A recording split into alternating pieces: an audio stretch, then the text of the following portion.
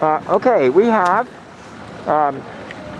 just over a minute before race 1 on Saturday, December 14, 2013. Here's Franzel barging, but if he gets the jib in, he might be able to go over the top of those boats and not be barging anymore. But instead, he's slowing down, and he's in a pickle. All right, oh, here's a near collision with Dooley to windward, and now Dooley has no place to get in. Frenzel might still make it below the line, and he does. It's all clear, and Frenzel gets away with that barging start because the fleet is a little late, although not much late. Half the fleet, it was within a length, or within a half length of the line, and are charging off well. The signing line does look a tiny bit short, but Quigley got messed up to windward of the barging traffic.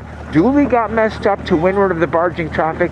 The left end of the line wasn't fully open, but it was a lot less densely packed than the committee boat.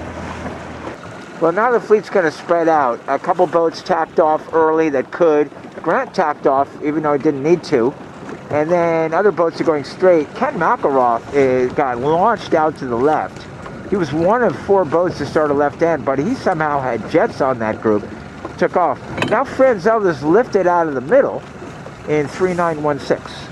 So the fleet's going to spread out now quite a bit on this long windward leg. Be interesting to see what happens when we get the maximum spread. All right, on the first shift, Grant's shift prevailed. Grant takes the lead in Blue Jay. Kent McElroth continues on port. But more importantly, look how spread out the fleet is now vertically, with some boats that look like they barely made progress off the starting line, whereas these guys are now in good pressure and are starting to zero in on the first mark.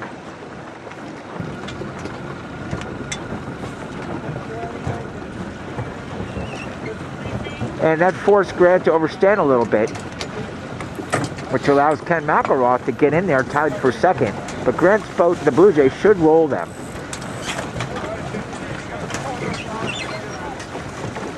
These boats are, Grant's undermanned here. They don't have enough people to get the pole up. Otherwise, they would have rolled by now. Charlie Quigley gets around 4th, followed by Kevin Dooley, who dropped to 5th on that deal. Ika just tapped in a tough spot. I don't think they're going to make the mark from there. And here comes, ooh, here's an early setting before the offset, but no guy on. No, still no guy. However, they could bear off and pull the guy back, and that's going to work out well for Stiletto with, I believe, Dexter steering today.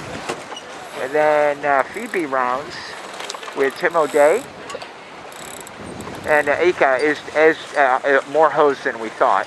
They tacked back into a header, so they're going to be last. No, there's actually somebody still back halfway up the beat. So with this righty, boats are able to set the spinnaker before the offset successfully, but you need to have good trim to do that. Okay.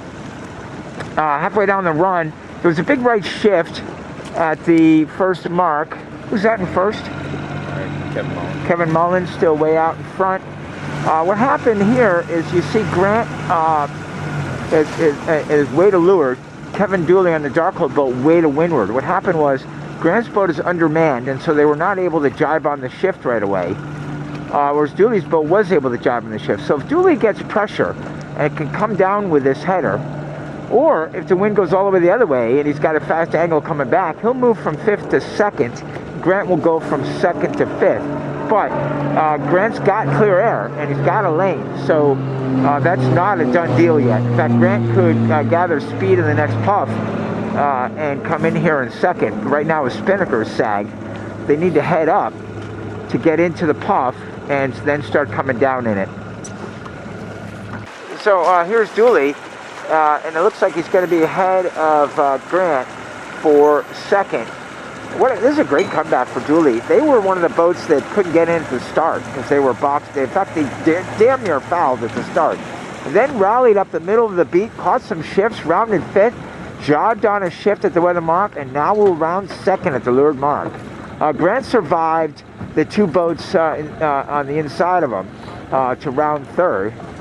So it's a keeper for Grant. And Franzel is making a comeback over the boats that were unable to jibe on the big shift at the offset. But Franzel's still pretty deep. Instead, we have Charlie Quigley in fourth, doing well.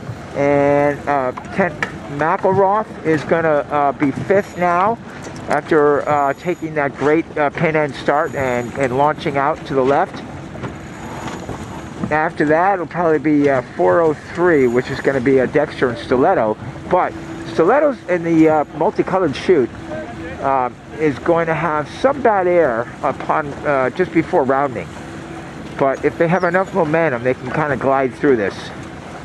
So here's Grant undermanned, but the wind is light, so they're doing okay. And they're fast upwind as long as they don't have both guys to leeward.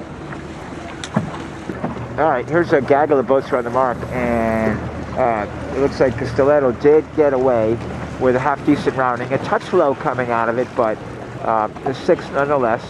7-6 Tim O'Day is getting out of here okay, as is Jim Pettipaw. And then there's a group, and finally we've got some tickets being sold to the other gate mark. So what we may do is pull this mark down a little bit.